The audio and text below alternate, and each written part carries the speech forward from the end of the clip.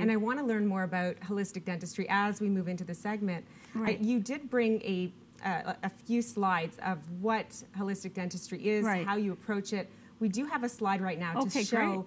what is the healthy smile, the perfect smile. Right. And I'd love for you to explain that. We're going to get for that up sure. on the screen, and then if you could explain what that is, that would be great. So it's up on the screen now. So that's a gorgeous smile. So, you know, I mean, tell us what is the international hello. Okay. Well, basically, whenever we're out there in the world and you want to greet somebody, the best way to do is you smile and you say hello. And if you have a great smile, you feel comfortable about smiling. You show a lot of joie de vivre, and you invite people to have a bigger conversation with you. Whereas if people open and close very quickly, then they're not as able to connect with people as easily. So I believe great smiles is something that we ought to celebrate.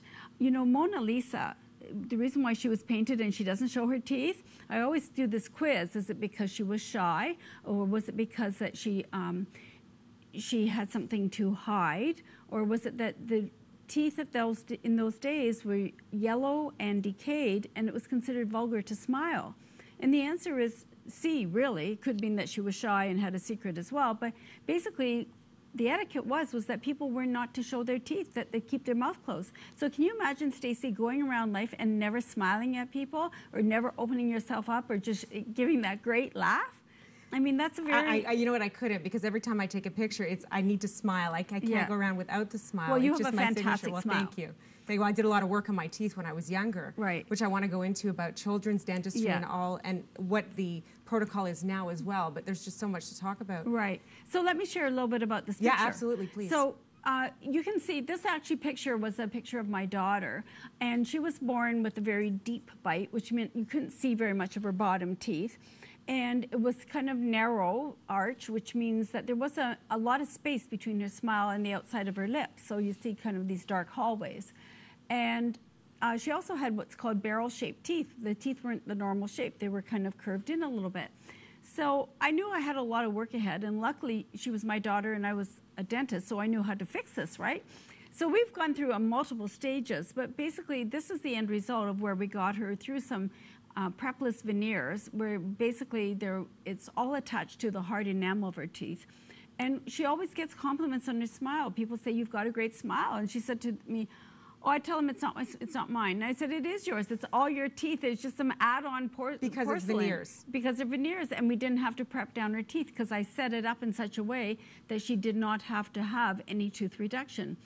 So what exactly are veneers? For people who don't know what veneers are, or who needs them, or how old your daughter was when she had to do the veneers, maybe you can explain a little bit about what that is. So veneers are thin pieces of porcelain, or they could be thin pieces of composite resin, but porcelains are stronger and more durable and less stain issues. And they're very, very thin. They could be the thickness of a contact lens, 0.3 millimeters. And what you do is you would prepare the tooth ever so slightly, but still keep all the enamel on, so you don't have to give people freezing or anything like that. And in selected cases, of course, and then you would cement and bond them on. You would have them made in a lab, and you would give specific directions so they don't have to look artificial. Because a lot of people will say to me, "I want my teeth brightened, but I don't want them chalky white. I just don't like it when I see people smile a lot and they're just so white, like it looks artificial." And I say, that's because it is, because it has to be done in such a way that it has a lot of tones and a lot of variation. And so it looks natural. Natural. Right. Because natural is beautiful. I mean, there isn't such thing as a monotone that we want to create in a front tooth. It has life and has vitality and has energy. And so we want to project that, and it should just look natural. Can anybody do veneers? Like if anybody feels that they want to do the veneers, or is it just specific people that need veneers? Right. Not everybody ought to do veneers. I mean, I don't advocate it a lot, because a lot of times they've got the natural goods that we can create beautiful teeth without even doing veneers, and therefore less maintenance down the road. And they're expensive. And they're expensive. So my first thing is let's get your teeth in the proper lineup and get some great whitening product. And there are some amazing whitening products out there lately.